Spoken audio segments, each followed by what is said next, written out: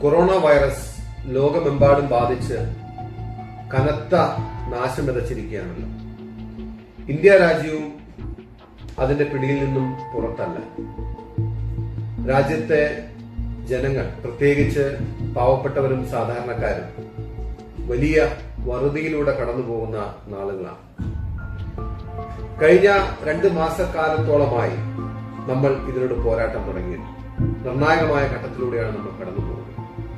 എല്ലാവരും വളരെ പ്രതീക്ഷയോടെ, ആശയോടെ നോക്കിക്കണ്ടതാണ് കേന്ദ്ര സർക്കാരിന്റെ പ്രഖ്യാപനം. അതിന്റെ വിശദാംശങ്ങൾ നിങ്ങളുമായി ഒന്നുകൂടി പങ്കുവെക്കണം എന്നതുകൊണ്ടാണ് ഞാൻ ഈ വീഡിയോ ചെയ്യുന്നത്. അതിനു മുമ്പ് ഈ കൊറോണ ലോകത്തിന്റെ വിവിധ ഭൂഖണ്ഡങ്ങളിലേക്ക് പരക്കുന്ന സമയത്ത് ഇന്ത്യ രാജ്യത്തും ഇത് കനത്ത നാശം വിതയ്ക്കുമെന്നും ഇതിന് നമ്മൾ തയ്യാറായിരിക്കണമെന്നും പറഞ്ഞൊരു നേതാവുണ്ടായിരുന്നു, രാഹുൽ ഗാന്ധി. ഫെബ്രുവരി മാസത്തിലും മാർച്ചിലും, ഏറ്റവും ഒടുവിലായ മാർച്ച് 17-ാം തീയതി വളരെ കൃത്യവും വ്യക്തവും രൂക്ഷവുമായ ഭാഷയിൽ സർക്കാർ ഇതിന്റെ ഗൗരവം മനസ്സിലാക്കുന്നില്ല എന്നും ഇത് ഈ രാജ്യത്തിന്റെ സമ്പദ്ഘടനയെ തകർത്ത് തരിപ്പണമാക്കുമെന്നും ഇതിനുവേണ്ടി നാം കരുതിയിരിക്കേണ്ട സമയമാണെന്നും രാഹുൽ ഗാന്ധി ഓർമ്മിപ്പിച്ചു. പക്ഷേ എപ്പോഴും നമ്മൾ കാണുന്നത് പോലെ അങ്ങേയറ്റം പുച്ഛത്തോടെ അദ്ദേഹത്തിന്റെ വാക്കുകൾ തള്ളിക്കളയുന്ന പ്രധാനമന്ത്രിയാണ് നമ്മൾ കണ്ടത്. അതിനുശേഷമാണ് മാർച്ച് 24-ന് രാജ്യത്ത് ലോക്ക്ഡൌൺ പ്രഖ്യാപിച്ചു, രാജ്യം അടച്ചിടാൻ തീരുമാനിച്ചു. അതിനു മുമ്പ് 2 ദിവസം ട്രയൽ ലോക്ക്ഡൌൺ ഉണ്ടായിരുന്നു. നിങ്ങൾക്ക് ഓർമ്മയുണ്ടാകും, ജനതാ കർഫ്യൂ എന്ന പേര്. രാജ്യം അടച്ചിട്ട് 1-2 ദിവസങ്ങൾ കഴിഞ്ഞപ്പോഴാണ് ഈ രാജ്യത്തെ ഏറ്റവും സാധാരണക്കാരനും പാവപ്പെട്ടവനും ഈ രാജ്യത്തെ ഏറ്റവും കഷ്ടപ്പെടുന്നവരുമായ അന്യസംസ്ഥാന തൊഴിലാളികൾ രാജ്യ തലസ്ഥാനത്ത് നിന്നും എല്ലാ ലോക്ക്ഡൌൺ നിയമങ്ങളും ലംഘിച്ച് കൂട്ടമായി ആയിരക്കണക്കിന് ആളുകൾ കാൽനടയായി 100 കണക്കിന് കിലോമീറ്ററുകൾ താണ്ടാൻ തയ്യാറായി ആയിരക്കണക്കിന് കിലോമീറ്ററുകൾ അപ്പുറമുള്ള തങ്ങളുടെ ഗ്രാമങ്ങളിലേക്ക് കാൽനടയായി യാത്ര തിരിക്കുന്ന കാഴ്ച നമ്മൾ കണ്ടത്. രാജ്യം മുഴുവൻ വലിയ വേദനയോടുകൂടിയാണ് ആ കാഴ്ച കണ്ടത്. കാരണം രാജ്യം അടച്ചിടുന്നതിന് മുമ്പ് ഈ രാജ്യത്തെ ഭരണാധികാരികൾ ആരും അവരെ കുറിച്ച് ചിന്തിച്ചില്ല.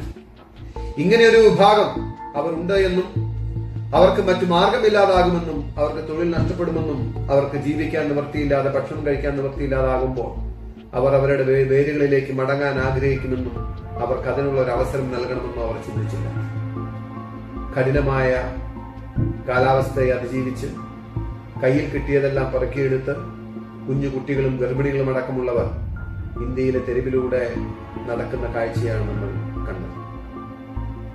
സർക്കാർ ഒരു നടപടിയും സ്വീകരിക്കാൻ തയ്യാറായി. പലപ്പോഴും അവർ സംസ്ഥാന അതിർത്തികളിൽ തടയപ്പെട്ടു. പലപ്പോഴും പോലീസുകാർ അവരെ ലാത്തിചാർജ് ചെയ്തു. എങ്ങോട്ടാണ് പോകേണ്ടതെന്ന് അവർക്കറിയില്ലായിരുന്നു. അവർ ചിന്തിച്ചിതറി ഓടി. പലരും തെരുവുകളിൽ അന്തിയുറങ്ങി. പലരും തെരുവുകളിൽ പ്രസവിച്ചു. ഇതിനിടയിൽ പലർക്കും തെരുവിൽ ജീവൻ നഷ്ടപ്പെട്ടു. അതൊന്നും ആർക്കും ഒരു പ്രശ്നമായില്ല.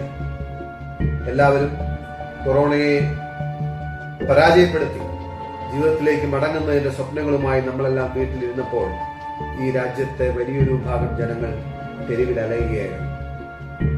പിന്നീടാണ് സർക്കാർ ഒന്നിനു പിറകെ ഒന്നായി ചില നടപടികൾ പ്രഖ്യാപിക്കാൻ തയ്യാറായത്. ഞാൻ അതിന്റെ വിശദാംശങ്ങളിലേക്ക് വരികയാണ്. സർക്കാർ 20 ലക്ഷം കോടി രൂപയുടെ സാമ്പത്തിക ഉത്തേജന പാക്കേജ് പ്രഖ്യാപിക്കുന്നു എന്ന് പറഞ്ഞു. തീർച്ചയായിട്ടും ഈ സമയത്ത് ഒരു സാമ്പത്തിക ഉത്തേജന പാക്കേജ് എന്നത് ഏറ്റവും അനിവാര്യമാണ്. കാരണം സമ്പദ്ഘടനയെ നിലനിർത്താൻ, രാജ്യത്തെ ജനങ്ങളുടെ ഇപ്പോഴത്തെ ഈ ക്ഷാമവും കഷ്ടതയും പ്രയാസവും അതിജീവിക്കാൻ ഇതുപോലൊരു പാക്കേജ് അല്ലെങ്കിൽ കേന്ദ്ര സർക്കാരിന്റെ വലിയ സഹായം അനിവാര്യമാണ് എന്നതുകൊണ്ട് രാജ്യത്തെ മുഴുവൻ ജനങ്ങളും വലിയ ആശയോടെയാണ് അതിനെ നോക്കിക്കണ്ടത്. അതിന്റെ വിശദാംശങ്ങളിലേക്ക് നമ്മൾ തിരിഞ്ഞു നോക്കുമ്പോൾ എനിക്ക് പറയാൻ ആഗ്രഹിക്കുന്നത്, ഈ സർക്കാരിന്റെ ജനങ്ങളോടുള്ള പ്രതിബദ്ധത, ഈ സർക്കാരിന്റെ ഈ രാജ്യത്തെ പാവങ്ങളോടുള്ള ആത്മാർത്ഥത നമ്മൾക്ക് നേരിട്ട് അനുഭവിക്കാൻ കഴിയുന്ന, നേരിട്ടറിയാൻ കഴിയുന്ന പ്രഖ്യാപനങ്ങളാണ് ഉണ്ടായത്. യഥാർത്ഥത്തിൽ എല്ലാവരും പറഞ്ഞു, ലോകത്തെ വിവിധ രാജ്യങ്ങൾ ഈ പ്രതിസന്ധിയെ മറികടക്കാൻ വേണ്ടി സാമ്പത്തിക പാക്കേജുകൾ പ്രഖ്യാപിച്ചു. ആ വിവിധ രാജ്യങ്ങളിലെല്ലാം എല്ലാ സർക്കാരുകളും ശ്രദ്ധിച്ചത് അവിടുത്തെ സാധാരണക്കാർക്കും പാവപ്പെട്ടവർക്കും പണം ലഭിക്കുന്ന നടപടികൾ സ്വീകരിക്കുക എന്നതാണ്. അവരുടെ കയ്യിൽ പണം എത്തിയാലാണ് അവർക്ക് ഇന്ന് ജീവൻ നിലനിർത്താൻ കഴിയും, അവരുടെ ജീവിതം മുന്നോട്ട് കൊണ്ടുപോകാൻ കഴിയും. അവരുടെ കയ്യിൽ പണം എത്തിയാൽ മാത്രമാണ് രാജ്യത്തെ സമ്പദ്ഘടനയുടെ താഴെത്തട്ടിൽ ഉണർവുണ്ടാകത്തുള്ളൂ. ഇതാണ് എല്ലാ രാജ്യങ്ങളും അഡോപ്റ്റ് ചെയ്ത ഒരു അപ്രോച്ച്, ഒരു ഫിലോസഫി എന്ന് പറയുന്നത്. ബട്ട് അൺഫോർച്ചുനേറ്റ്ലി, നിർഭാഗ്യകരമെന്ന് പറയട്ടെ, ഇന്ന് കേന്ദ്ര സർക്കാർ പ്രഖ്യാപിച്ച ഈ ഉത്തേജന പാക്കേജും അതിനോട് ചേർത്ത് വെച്ച് പ്രഖ്യാപിച്ച സാമ്പത്തിക പരിഷ്കാരങ്ങളും നമ്മൾ പരിശോധിച്ചാൽ ഈ സർക്കാരിന്റെ താല്പര്യം ആർക്കൊപ്പമാണ്, സർക്കാരിന്റെ മനസ്സ് ആർക്കൊപ്പമാണ് എന്ന് വ്യക്തമാണ്. നമ്മൾ കണ്ട കാഴ്ച അതിദാരുണമായിരുന്നു. ഈ സാമ്പത്തിക പാക്കേജ് പ്രഖ്യാപിക്കുന്നതിന് മുമ്പ് നിവൃത്തിയില്ലാതെ അതിഥി തൊഴിലാളികൾ രാജ്യത്ത് നാലുപാടും ചിതറി നടക്കുന്ന കാഴ്ച കണ്ടപ്പോഴാണ് സർക്കാർ ഏതാനും ട്രെയിനുകൾ അവർക്ക് വേണ്ടി അറേഞ്ച് ചെയ്ത് അവർക്ക് അവരുടേതായ ഗ്രാമങ്ങളിലേക്ക് മടങ്ങിപ്പോകാനുള്ള അവസരമുണ്ടോ എന്ന് പറഞ്ഞു. മാസങ്ങളായി ജോലി നഷ്ടപ്പെട്ട് കയ്യിൽ ഭക്ഷണം കഴിക്കാൻ, വെള്ളം വാങ്ങി കുടിക്കാൻ നിവൃത്തിയില്ലാത്ത തൊഴിലാളികളോട് ആ ട്രെയിൻ കൂലി നൽകണമെന്ന് പറഞ്ഞപ്പോൾ ബഹുമാനിയായ സോണിയാഗാന്ധിയാണ് പറഞ്ഞത്, ഈ രാജ്യത്തെ മുഴുവൻ അതിഥി തൊഴിലാളികൾക്കും അവരുടെ ഗ്രാമങ്ങളിലേക്ക്, വീടുകളിലേക്ക് മടങ്ങാനുള്ള ട്രെയിനിന്റെ ഫെയർ, തീവണ്ടി കൂലി കോൺഗ്രസ് നൽകുമെന്ന് പറഞ്ഞു. അത് ഈ സർക്കാരിനേറ്റ വലിയ കനത്ത പ്രഹരമായി. ഇതാണ് രണ്ട് പ്രസ്ഥാനങ്ങൾ, രണ്ട് പ്രത്യയശാസ്ത്രങ്ങൾ തമ്മിലുള്ള വ്യത്യാസം. സാധാരണക്കാരന്റെയും പാവപ്പെട്ടവന്റെയും വേദന അറിയാൻ കഴിഞ്ഞ സോണിയാഗാന്ധിയുടെ ആ പ്രഖ്യാപനം തീർച്ചയായിട്ടും വലിയ ഒരു ഇളക്കം, വലിയ വിള്ളൽ അല്ലെങ്കിൽ വലിയ ചിന്തകൾ കേന്ദ്ര സർക്കാരിൽ ഉണ്ടാക്കി. അങ്ങനെയാണ് സാമ്പത്തിക പാക്കേജ് പ്രഖ്യാപിച്ചപ്പോൾ അതിൽ ഈ അതിഥി തൊഴിലാളികൾ എന്ന് പറയുന്ന മൈഗ്രന്റ് വർക്കേഴ്സിന് ആ വാക്ക് ആ ഫിനാൻഷ്യൽ പാക്കേജിൽ കയറിക്കൂടിയത് എന്ന് ഞാൻ വിശ്വസിക്കുന്നു. ഇനി ഞാൻ ഇതിന്റെ വിശദാംശങ്ങളിലേക്ക് വരികയാണ്. 20 ലക്ഷം കോടി രൂപയുടെ പാക്കേജ് പ്രഖ്യാപിച്ച സർക്കാർ തന്നെ അവരുടെ കണക്കനുസരിച്ച് അവർ അവകാശപ്പെട്ടിരിക്കുന്നത് അതിൽ തന്നെ 8,01,650 കോടി രൂപ എന്ന് പറയുന്നത് ഈ രാജ്യത്ത് റിസർവ് ബാങ്ക് പ്രഖ്യാപിച്ച നയങ്ങളാണ്. റിസർവ് ബാങ്ക് പ്രഖ്യാപിച്ച നയങ്ങളുടെ പേരിൽ, റിസർവ് ബാങ്ക് എടുത്ത നടപടികളുടെ പേരിൽ ഈ രാജ്യത്തെ ബാങ്കുകൾക്ക് അവൈലബിൾ ആകുന്ന പണം, ദാറ്റ് ഈസ് ലിക്വിഡിറ്റി, അതായത് ബാങ്കുകൾക്ക് കടം കൊടുക്കാൻ ലഭിക്കുന്ന പണത്തിന്റെ തോത് വർദ്ധിപ്പിക്കാൻ വേണ്ടി റിസർവ് ബാങ്ക് കൈക്കൊണ്ട നടപടികളിലൂടെ രാജ്യത്തിന്റെ സമ്പദ്ഘടനയിൽ കടം കൊടുക്കാൻ കഴിയുന്ന രീതിയിൽ 8,01,650 കോടി രൂപ റിസർവ് ബാങ്ക് അവൈലബിൾ ആക്കി. അത് കൂട്ടിയിട്ടാണ് 20 ലക്ഷം എന്ന് സർക്കാർ പറഞ്ഞു. നമ്മൾക്ക് അംഗീകരിക്കാം. അതിന് പിന്നാലെ സർക്കാർ പ്രഖ്യാപിച്ച നടപടികൾ ഒന്നിനു പിറകെ ഒന്നായി നമുക്ക് പരിശോധിക്കാം. ആദ്യമായി ഇവിടെ കൊട്ടിഘോഷിക്കപ്പെട്ട ഒരു പ്രഖ്യാപനം എന്ന് പറയുന്നത്, അതല്ലെങ്കിൽ ഇവർ ഏറ്റവും കൂടുതൽ ആവേശത്തിൽ ആദ്യത്തെ ദിവസം പ്രഖ്യാപിച്ചത് 3 ലക്ഷം കോടി രൂപയുടെ ക്രെഡിറ്റ് ഫെസിലിറ്റി ചെറുകിട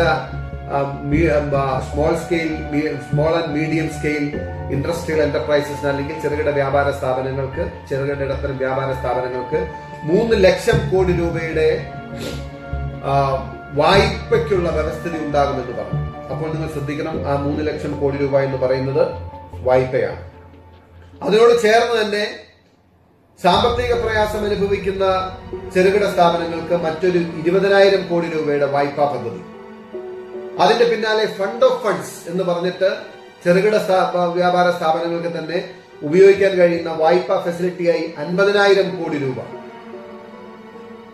അതിനുശേഷം വലിയ പ്രഖ്യാപനമായി വന്നത് NBCCs എന്ന് പറയുന്ന നോൺ ബാങ്കിംഗ് ഫിനാൻഷ്യൽ സ്ഥാപനങ്ങൾക്ക് വീണ്ടും ഒരു 30,000 കോടി രൂപയുടെ വായ്പാ പദ്ധതി. പാർഷ്യൽ ക്രെഡിറ്റ്, അതായത് സർക്കാരിന്റെ പാർഷ്യൽ ഗ്യാരണ്ടിയുള്ള 45,000 കോടി രൂപ വീണ്ടും ഈ നോൺ ബാങ്കിംഗ് ഫിനാൻഷ്യൽ സ്ഥാപനങ്ങൾക്ക്. പിന്നെ വലിയൊരു പ്രഖ്യാപനമുണ്ടായി 90,000 കോടി രൂപയുടെ ലിക്വിഡിറ്റി ആർക്കാണ്? ഡിസ്കോംസ്, അതായത് വൈദ്യുതി വിതരണ മേഖലയിൽ പ്രവർത്തിക്കുന്ന കമ്പനികൾക്ക് അവർക്ക് ഇപ്പോഴത്തെ സാമ്പത്തിക പ്രതിസന്ധി തരണം ചെയ്യാൻ വേണ്ടി 90,000 കോടി രൂപയുടെ വായ്പ അവൈലബിൾ ആക്കുമെന്ന് പറഞ്ഞു. അങ്ങനെ അതും വായ്പയിൽ പെടുത്തേണ്ടതാണ്. പിന്നീട് അന്ന് ആദ്യത്തെ ദിവസത്തെ പ്രഖ്യാപനങ്ങൾ അങ്ങനെ അവസാനിച്ചു. രണ്ടാമത്തെ ദിവസത്തെ പ്രഖ്യാപനങ്ങളിൽ പ്രധാനമായിട്ടും ഉണ്ടായിരുന്നത്, എനിക്ക് തോന്നി, ഈ രാജ്യത്തെ തട്ടുകടക്കാർക്ക് വേണ്ടി എന്ന് പറയുന്നതാണ് എളുപ്പം. സ്ട്രീറ്റ് വെൻഡേഴ്സിന് വേണ്ടിയിട്ട് പ്രഖ്യാപിച്ചത് 5,000 കോടി രൂപയുടെ, അതും അവർക്ക് വായ്പ എടുക്കാനുള്ള അവസരമാണ്, അവർക്ക് നൽകുന്ന പണമല്ല. പിന്നാലെ പ്രഖ്യാപിച്ച വലിയൊരു പദ്ധതി നമ്മൾക്ക് നോക്കിയാൽ അറിയാം, ക്രെഡിറ്റ് ലിങ്ക്ഡ് സബ്സിഡിയുള്ള ഹൗസിംഗ് ലോൺ, മിഡിൽ ക്ലാസ്സിലുള്ള ഹൗസിംഗ് ലോൺ ആണ് സർക്കാർ പറഞ്ഞ മറ്റൊരു പദ്ധതി. 70,000 കോടി രൂപ. അതിന്റെ യാഥാർത്ഥ്യം നിങ്ങൾ മനസ്സിലാക്കണം. ആ ഒരു സ്കീം 2017 മുതൽ രാജ്യത്ത് നിലനിൽക്കുന്ന സ്കീമാണ്. 2017 മുതൽ 2020 വരെ ആ സ്കീം നിലനിന്നപ്പോൾ അത് ഉപയോഗപ്പെടുത്തിയത് 3,12,000 ആളുകളാണ്. എന്നിരിക്കെ ഇപ്പോൾ ഈ പ്രഖ്യാപിച്ചിരിക്കുന്ന 70,000 കോടിയുടെ കണക്ക് എന്താണെന്ന് ചോദിച്ചാൽ, 2020 മാർച്ച് 31 വരെ ഉണ്ടായിരുന്ന ആ സ്കീം ഇപ്പോൾ നിലവിൽ നമ്മൾ സ്വാഭാവികമായിട്ടും മാർച്ച് കഴിഞ്ഞ് ഏപ്രിൽ മെയ്യിലേക്ക് കടന്നിരിക്കുന്നു എന്ന് നിങ്ങൾ ചിന്തിക്കണം. ആ മാർച്ച് 31 മാർച്ച് 2020 എന്ന ഡേറ്റിൽ നിന്നും മാർച്ച് 31 2021 ആ സ്കീം എക്സ്റ്റെൻഡ് ചെയ്യുക മാത്രമാണ് ചെയ്തത്. ധനകാര്യമന്ത്രി നിർമ്മല സീതാരാമൻ പത്രസമ്മേളനത്തിൽ പറഞ്ഞത്, ഇനി 10 മാസമാണ് ബാക്കിയുള്ളത്. ഇനി അടുത്ത 10 മാസം കൊണ്ട് ആ സ്കീമിന്റെ പ്രയോജനം 2.5 ലക്ഷം ആളുകൾ എടുക്കാൻ പോകുന്നു, അവെയിൽ ചെയ്യാൻ പോകുന്നു. അങ്ങനെ 70,000 കോടി രൂപയാണ് അതിന്റെ പേരിൽ പാക്കേജിൽ എഴുതി ചേർത്തത്. പിന്നാലെ പ്രഖ്യാപിച്ചത് എന്നെ ഏറ്റവും കൂടുതൽ വേദനിപ്പിച്ചത്, എന്നെ ഏറ്റവും കൂടുതൽ അത്ഭുതപ്പെടുത്തിയത്, നമ്മൾ അറിയേണ്ട ഒരു വസ്തുത എന്ന് പറയുന്നത്, 20 ലക്ഷം കോടി രൂപയുടെ പാക്കേജ് പ്രഖ്യാപിച്ചപ്പോൾ ഈ രാജ്യത്ത് 50% വരുന്ന കർഷകർ, അവർക്ക് വേണ്ടി എന്താണ് പ്രഖ്യാപിച്ചതെന്ന് നോക്കിയാൽ വലിയ പ്രഖ്യാപനം ഉണ്ടായി. 2 ലക്ഷം കോടി രൂപയുടെ എന്താണ്? കിസാൻ ക്രെഡിറ്റ് കാർഡിന്റെ എക്സ്റ്റൻഷനാണ്, അതും വായ്പയാണ്. ഇന്ന് ഈ രാജ്യത്തെ കർഷകൻ എത്തി നിൽക്കുന്ന അവസ്ഥ എന്താണ് എന്ന് മനസ്സിലാക്കാൻ കഴിയാത്ത ഒരു സർക്കാരാണ് എന്ന് തിരിച്ചറിയാൻ മറ്റൊന്നും വേണ്ട. ഇതുപോലെ പ്രയാസം ഉണ്ടാകാത്ത സമയത്ത് കാർഷിക മേഖലയിൽ ചെറിയൊരു തളർച്ചയുണ്ടായപ്പോൾ 72,000 കോടി രൂപയുടെ കാർഷിക കടം എഴുതിത്തള്ളിയ ഒരു സർക്കാർ നമുക്കുണ്ടായിരുന്നു. അന്ന് കർഷകർക്ക് കിട്ടിയ ആശ്വാസം വളരെ വലുതായി. ഇന്ന് മുന്നോട്ട് പോകാൻ ഒരു നിവൃത്തിയുമില്ലാതെ നിൽക്കുന്ന കർഷകരോട് പറയുകയാണ്, നിനക്ക് ബാങ്കിൽ പോയി വായ്പ എടുക്കാനുള്ള അവസരം ഇതാ ഞങ്ങൾ ഉണ്ടാക്കും. അതിന് പിന്നാലെ അവർ പ്രഖ്യാപിച്ചു 1 ലക്ഷം കോടി രൂപയുടെ ആഗ്രി ഇൻഫ്രാസ്ട്രക്ചർ പദ്ധതി. നിങ്ങൾ ശ്രദ്ധിക്കണം, ആഗ്രി ഇൻഫ്രാസ്ട്രക്ചർ പദ്ധതിയും ആ മേഖലയിൽ ഫിനാൻസിങ്ങിന് പണം അവൈലബിൾ ആണ് എന്നാണ് പറഞ്ഞത്. അതായത് അതും വായ്പയായി എഴുതി ചേർക്കേണ്ട പണമാണ്. 2 ലക്ഷം കോടി രൂപയുടെ കിസാൻ ക്രെഡിറ്റ് കാർഡിന്റെ എക്സ്റ്റൻഷൻ, 1 ലക്ഷം കോടി രൂപയുടെ ആഗ്രി ഇൻഫ്രാസ്ട്രക്ചർ ഫണ്ട്. അതുകൂടാതെ ഇവിടെ പ്രഖ്യാപിച്ചിട്ടുള്ള ഏതാനും നടപടികൾ, അതിന്റെ അകത്ത് നബാർഡ് വഴി കൊടുക്കുന്ന ഒരു വായ്പയെ കുറിച്ചും പറഞ്ഞിട്ടുണ്ട്. നബാർഡ് വഴി കർഷകർക്ക് കൊടുക്കുന്ന വായ്പ, അതിന്റെ പേരിൽ 30,000 കോടി രൂപ. അപ്പൊ കർഷകർക്ക് വേണ്ടി വലിയ പ്രഖ്യാപനങ്ങൾ നടത്തിയ 2 ലക്ഷം കോടി, 1 ലക്ഷം കോടി കാർഷിക മേഖലയില്, നബാർഡ് വഴി 30,000 കോടി, അതായത് 3,30,000 കോടിയും കടമെടുക്കേണ്ട പൈസയാണ്, നേരിട്ട് സർക്കാർ നൽകുന്ന പണമല്ല. അങ്ങനെ ഞാൻ ചുരുക്കി പറയുകയാണെങ്കിൽ, അപ്പോൾ ഞാൻ നേരത്തെ പറഞ്ഞതുപോലെ റിസർവ് ബാങ്ക് ഈ രാജ്യത്ത് വിവിധ നടപടികൾ കൈക്കൊണ്ട് ഈ രാജ്യത്തെ ബാങ്കിംഗ് മേഖലയിൽ അവൈലബിൾ ആക്കിയ പണം 8,01,603 കോടി രൂപ.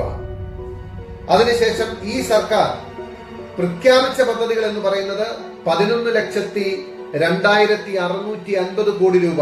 11,02,650 കോടി രൂപ പ്രഖ്യാപിച്ച പദ്ധതികൾ. ആ പ്രഖ്യാപിച്ച പദ്ധതികളിൽ മൊത്തം വായ്പയായി എടുക്കേണ്ട പണം, അതായത് സർക്കാർ നൽകുന്നതല്ല, വായ്പയായി എടുക്കേണ്ട പണം 9,40,000 കോടി രൂപ. അതിന്റെ കൃത്യമായ ഒരു ചാർട്ട് ഞാൻ നിങ്ങൾക്ക് വേണ്ടി ഇവിടെ കാണിക്കാം. കൃത്യമായ ഡിവിഷൻ കൊടുത്തിട്ടുള്ള, കളറിംഗ് കൊടുത്തിട്ടുള്ള ഒരു ചാർട്ടാണ്. അതിൽ കാണിക്കുന്നു, അതായത് ഈ റിസർവ് ബാങ്ക് അവൈലബിൾ ആക്കിയ പണമാണ് ഈ രാജ്യത്തെ ആളുകൾക്ക് കടമായി നൽകാൻ പോകുന്നത്. അതിന്റെ പ്രഖ്യാപനമാണ് സർക്കാർ നടത്തിയത്. അതിന്റെയാണ് 9,40,000 കോടിയുടെ പ്രഖ്യാപനം. അങ്ങനെ വരുമ്പോ സർക്കാർ പ്രഖ്യാപിച്ച 85%, 11,02,650 കോടിയുടെ 85% ഈ രാജ്യത്തെ ജനങ്ങൾ കടമെടുത്ത് പലിശ നൽകേണ്ട പണമാണ്. 15% മാത്രമാണ് സർക്കാരിന്റെ എക്സ്ട്രാ ബഡ്ജറ്റ് പ്രൊവിഷനായി സർക്കാർ പണം കണ്ടെത്തുമെന്ന് നമുക്ക് വിശ്വസിക്കാൻ കഴിയുന്ന പദ്ധതികൾ ഇവിടെ പ്രഖ്യാപിച്ചിട്ടുള്ളൂ.